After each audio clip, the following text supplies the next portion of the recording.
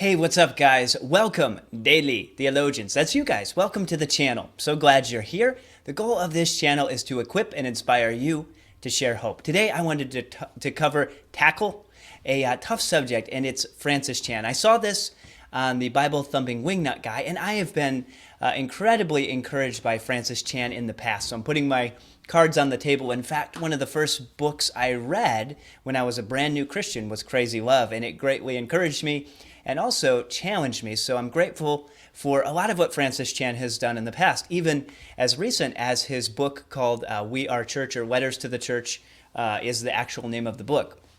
So with that up front, I have a lot of respect for Francis Chan. I have a lot of admiration for him, but also I think rightly so. It's perhaps overdue to just ask some questions about, should we continue to be influenced by Francis Chan, or should we put up some cautions? And that's really the goal of this video.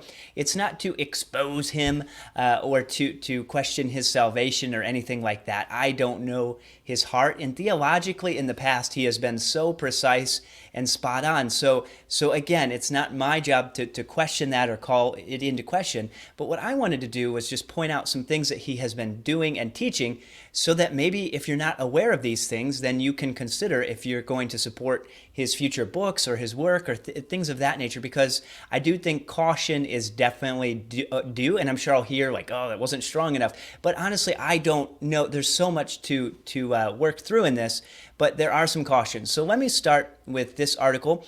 It's from Reformation Charlotte. Now, a caution there, they seem to be a discernment ministry, so that's always a bit of a red flag, but they do a good job of laying out some of the history here. Francis Chan, for several years, has been on the speaker circuit for several heretical crusades. On the most popular crusades he's frequented, one of them he's frequented has been the IHOP KC's annual One Thing conference, alongside such heretics as Todd White, Michael Brown. I don't know that I would put Michael Brown in there. I think that's a little harsh. Joyce Meyer, Ben Carson. This conference is not only heretical due to its theological grounding steeped in New Apostolic Reformation ideology, it's also ecumenical and holds a Catholic track. And so I agree with that, the Catholic connection and some of the people he's come alongside.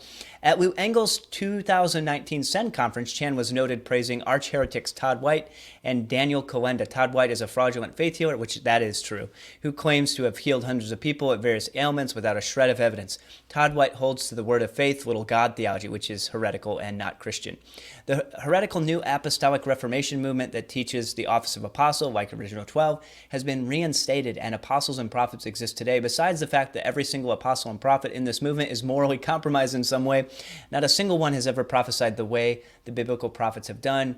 You can see Chan praising these men in the video below toward that end. So I'll post a link to the full article. You can check that out for yourself. But some of the criticism here is right. Some is speculation, I think, and that's the danger of discernment ministry. It's the danger of even this video, and this is not to call into question, again, his salvation, but this is to point us to our hope resting in the death, burial, and resurrection of Jesus Christ, who paid an infinite debt for sinful people. Now, there's a video I have here as well, and this was him talking about the healing, so check this out. People started coming forward for healing.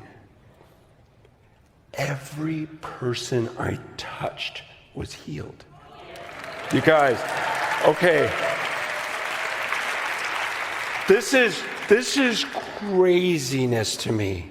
I have never experienced this in 52 years.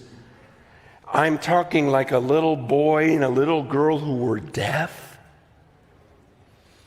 We lay hands, she starts crying and again, these are not Christians. These are not people who've even heard about Jesus. And she's freaking out. And we're like, lay hands on your little brother. We lay hands on him. And he starts hearing for the first time. Like, you guys, this is out of my comfort zone. This is stuff I'd read about, but I'm going, man, it happened. It happened. So, in that video, a couple of things. Number one, I am not a hardcore cessationist. I'm a very skeptical continuationist. And so what I mean is, I've heard from credible people that things happen overseas in different places. I don't know. I can't say that they don't. I know the arguments for cessationism, and I think there's a lot of caution and grounding in taking that position.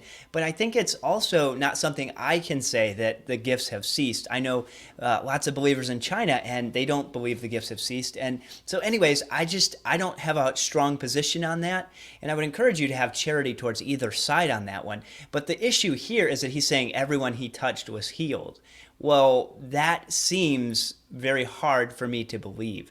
Also, I'm not sure if he gets into this or did in this village, but hopefully the gospel was preached there, because that is the hope and that is the issue. You see, these signs in the New Testament were to authenticate the message and the messengers of the gospel. And so to say that these things are now happening and everyone's healed, maybe they are. I'm not there, and you weren't there either, so it's easy to say, no way, why isn't he at a hospital? Again, I don't know. And again, those are some good questions to perhaps ask. And that's always convenient about the healing ministries, is that there's never any way to verify what's happening. But we do know this, that Jesus Christ lived a perfect sinless life on the cross. He bore the wrath of God for the sins of the people of God. He took the hell that we deserve. He physically died and is risen and reigning in accordance with the scriptures, according to 1 Corinthians 15.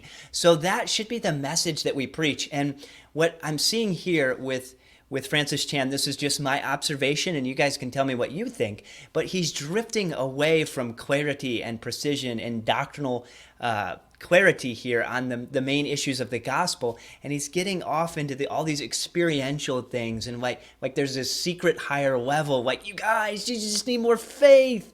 Like, no, you don't. Like, God saves people, period. And there's no secondary, like, higher level Christian, which is what this thing tries to rebuild. Like, you have an apostle and you have a prophet and you have these offices that seem to have like more power, or something like that. I think it's very dangerous. I also think some of the things that Chan has said in the past about his church, according to the article and other sources, is not wise. It's not kind. It's not loving. And it doesn't show any good level of discernment in terms of putting them down.